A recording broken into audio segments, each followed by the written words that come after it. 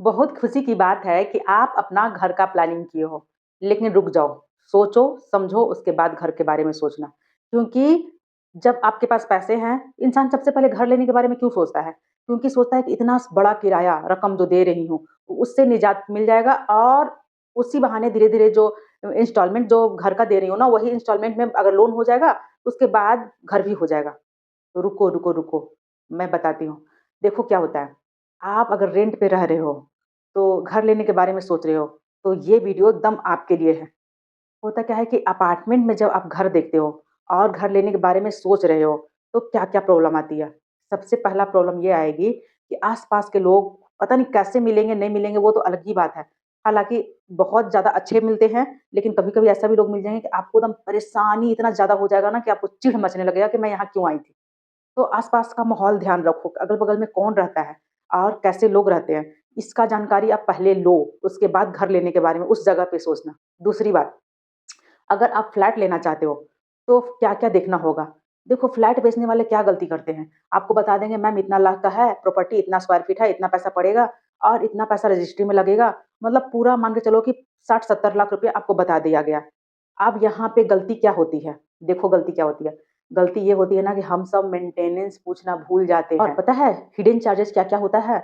आप जो कार लगाने का जगह होता है ना पार्किंग, उसका चार्जेस अलग से जोड़ देता है और उतना ही नहीं मेंटेनेंस आपको 2 से 3,000 रुपया मेंटेनेंस पड़ जाएगा। मान के चलो आप 9,000 रेंट पे रह रहे हो और अपना घर लिए और 3,000 रुपया आपको मेंटेनेंस देना पड़ रहा है, 20 से 25,000 रुपया आपका लोन में कट रहा है, तो सोचो कि आप क्या कर रहे हो? अपने पैसे के साथ क्या कर रहे हो?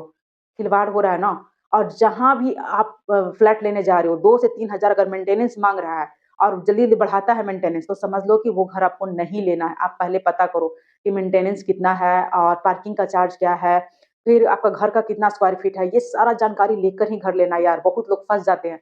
एक मेरे ही फ्रेंड की एक मेरी ही फ्रेंड जो टाटा मोटर्स में काम करती थी, वो घर बहुत मुश्किल से 45 लाख रुपया में सोची सस्ता है, बोल के ली और उसको पार्किंग चार्ज 3 लाख रुपया थमा दिया गया। बहुत मुश्किल से वो घर ले रही थी।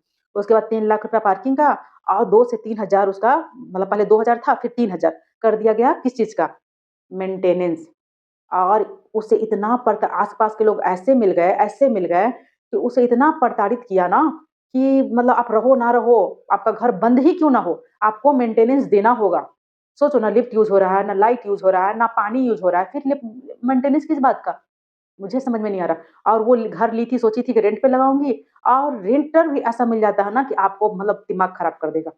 इसलिए जब घर लेने जा रहे हो तो एक बार सोचो, समझो और मैं तो कहूँगी ज़मीन पहले सोचो लेने का और ज़मीन लेके घर बनाओ। उसके क्या होगा ना कि आप अपनी ज़मीन का मालिक भी बनोगे और जैसे-जैसे फ्लैट का मतलब साल बढ़ेंगे ना, जैसे मान के चलो 40 साल, 50 साल हो गया तो फ्लैट का कोई रेट नहीं होता है। मान के चलो कि 5 लाख, 10 लाख में बिक जाए तो बहुत बड़ी बात है। ये वाला हाल हो जाता है। लेकिन आप जैसे ही ज़मीन लेते हो, तो उसका रेट एकदम दुगना-तिगना कितना दिन तक बढ़ते रहता है, कोई आइडिया है? आप घर भी बना लोगे, तब भी उसमें आप रेंट लगा सकते हो। उसका मालिक आप होगे। और आप रेंट कमा भी सकते हो और इसमें क्या है, इसमें तो आप फ्लैट ले लिए और सिर का दर्द ले लिए। आपको लेना है तो सबसे पहले ज़मीन लो और अगर आपको फ्लैट में रहना पसंद है, तो आप रेंट पे रहना रे आप उधर अपना घर बना लो, उसपे रेंट लगा दो और उसी पैसे से आप फ्लैट में रेंट पे रहो। ये ज़्यादा बेटर ऑप्शन है। बहुत सारे लोग ऐसे गलतियाँ करती हैं। पता है वो लड़की के बारे में नहीं बताई मैं। वो जो फ्लैट ले ली उसके बाद जब वो रेंट लगाई, तो मुश्किल से 8,000 रुपया उसका रेंट आ रहा था। सोच लो, लड़की 45 लाख रुपया लगाई और महीने का 8,000 आ रहा है और 2,000 मेंटेनेंस मतलब 8, 9, 10,000 रुपया आ रहा है। 10,000 2,000 मेंटेनेंस दे रही है और उसमें भी प्रताड़ित किया जा रहा है कि 3,000 मेंटेनेंस लगेगा।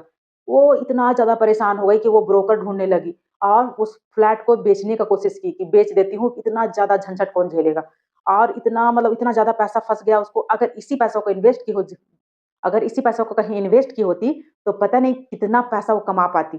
लेकिन डिसीज़न बहुत गलत ले लिया उसने, क्योंकि उसे मतलब होता है ना कि बहुत मुश्किल से जॉब मिला था, कोई आइडिया नहीं था, कोई बताने वाला नहीं था और ऐसी फैमिली से थी ना कि कोई सपोर्ट भी नहीं किया और अपने बल पे किसी तरह हिम्मत करके वो फ्लैट ली कि सोची कि वहाँ पे रहूँगी और इस तरीके से जब देखी समझी तो बहुत ज़्यादा उसके साथ बुरा हुआ।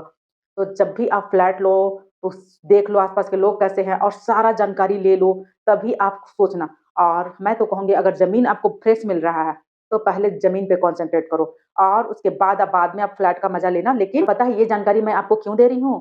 क्योंकि मैं आपको ग्रो करते हुए देखना चाहती हूँ। आपकी बहन हूँ मैं, क्योंकि मैं बहुत चीज़ सीख कर आई हूँ। इस एज में ना बहुत कुछ इंसान सीखता है और जब हम लोग 20 के एज में होते हैं ना तो कुछ समझ में नहीं आता, सारा कुछ गँवा देते हैं और जब 40s के एज में आते हैं या फिर 35 के एज में आते हैं तो सब कुछ समझ में आता है। बट उस टाइम पैसे नहीं होते क्योंकि बहुत सारी गलतियाँ कर चुके होते हैं। यही गलती आप ना करें, इसलिए ये वीडियो मैं लेकर आती हूँ। तो प्लीज़ लाइक या सब्सक्राइब कर देना, इसी तरह का वीडियो आएगा मेरे चैनल पे जो आपको ग्रो करने में मदद करेगा।